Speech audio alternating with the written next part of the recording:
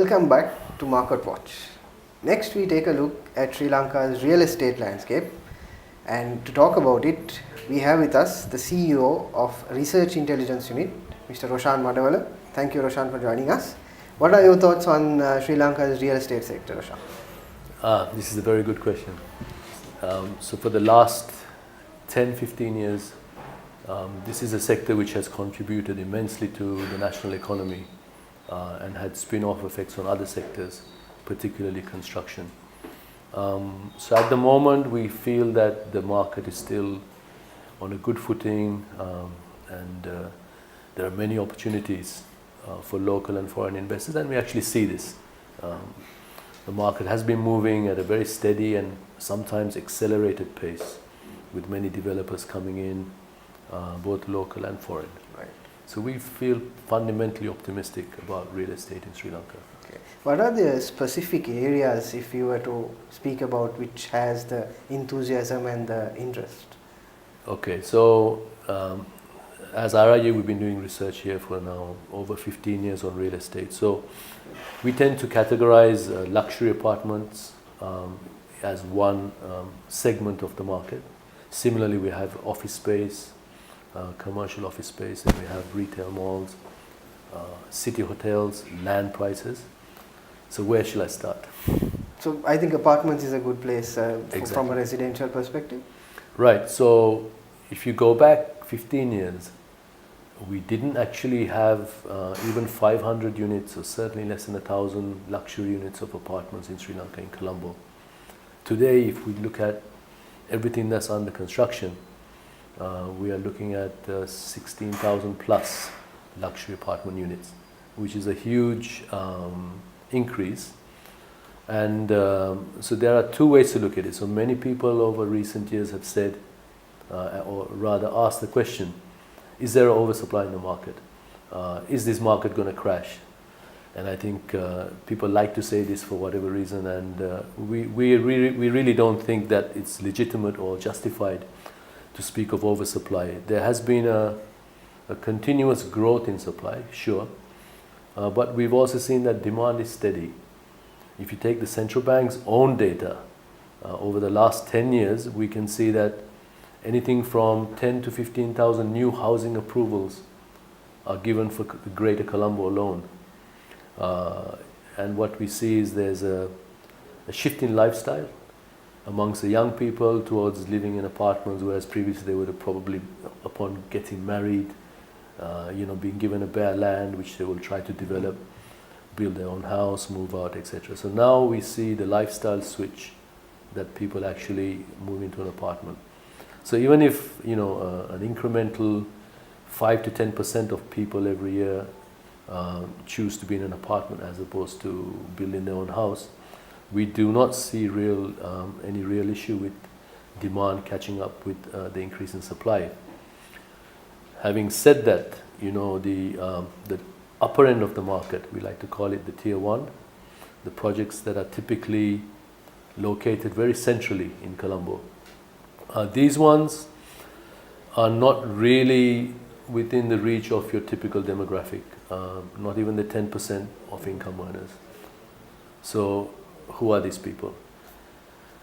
They're top CEOs of big companies, large leaders of large corporations, a lot of retired people, some foreigners, many dual nationalities, and we've estimated this number to anything from 30 to 50,000 people in Colombo.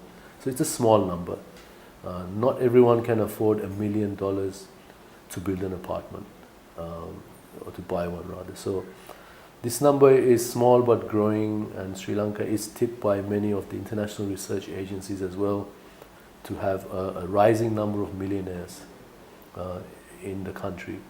Still, I think the domestic demand is limited. So what we tell the developers now at this juncture is look beyond the box, think at the diaspora is out there. According to our own data, there are 2 million Sri Lankans with a property in Sri Lanka or a bank account, even though they may be born in Australia or the UK, the US, etc. So increasingly, we've noticed the number of people getting dual nationalities has increased.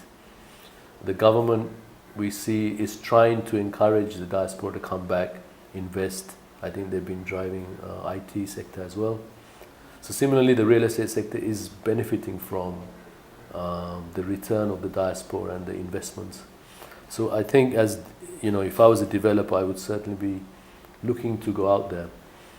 We actually did a survey of foreign investors and non-resident Sri Lankans earlier this year at the High Commission in London. And it was very encouraging. The attitude on the part of these people towards the economy is as good at it as it's ever been. Likewise, governance, people feel more comfortable to invest in Sri Lanka. Of course, there are issues. People are still concerned about corruption. They still feel the transparency is not quite what it should be. And certainly if we compare, you know, Sri Lanka to a developed world, then of course there are many shortcomings which are there and unfortunately may not go away in a hurry. But that being said, and all types of risks being taken into account, the overall sentiments of the foreign investors and the diaspora was found to be fundamentally positive in our survey. Right. Yeah. What about the commercial side of the market? The office space? Yes. Right. So partly due to the success of the residential apartments, developers have tended to ignore the office space. Why? Because you have to wait 8, 10, 12 years to get your return on investment, whereas if you build apartments, you can sell it quickly and the return may be as fast as 2, 3, 4 years. Right. So for that reason, we have seen that office space has been neglected, and you know, the World Trade Center, still the most sought after grade A office space, was built more than 20 years ago. So the supply of office space has been well short of the demand. And we see this in the market. If you look at prime Colombo, most of the residential houses have been converted to offices.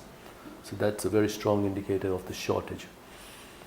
I think in the last 2 years, we've seen some developers come in and they feel very confident in the market to start building office space. So we will expect to see an increase in supply in the next 2 to 3 years.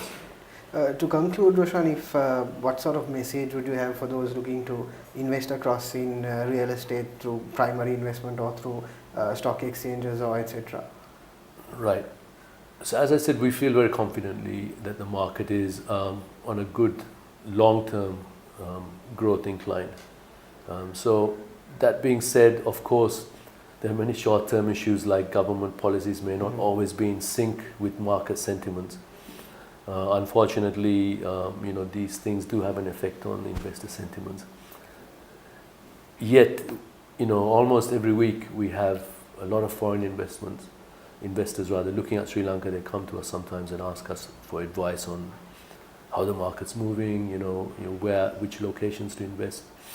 So for some of the big Fortune 500 companies to be looking at Sri Lanka and coming in here is a very good sign. As an island, Sri Lanka is fundamentally a beautiful real estate location anywhere across the island. So, and with limited space, vertical developments are inevitable, and all the cities. And we see that apartments are not now just only in Colombo, but in Kurunagala, Kandy, Galle, etc. So the concept is spreading, scarcity of land, essentially vertical developments are not very nice to look at. They're an eyesore, for so many years this island's been growing as horizontal developments rather along the main trunk routes. There's no open space, there's no parking usually, and a lot of shops. So what we'd like to see is that, yes, vertical developments coming in, more open spaces, better use of scenery, greenery, etc. So the potential is huge, it's out there. And if you ask me about the port city, it would be a good case in point, because the port city has planned in advance how it will be, how much open space there will be, how many parks, water bodies, etc., trees. So I think that's a good catalyst for the market. So there you have the take on Sri Lanka's real estate sector. Thank you, Roshan, for joining us.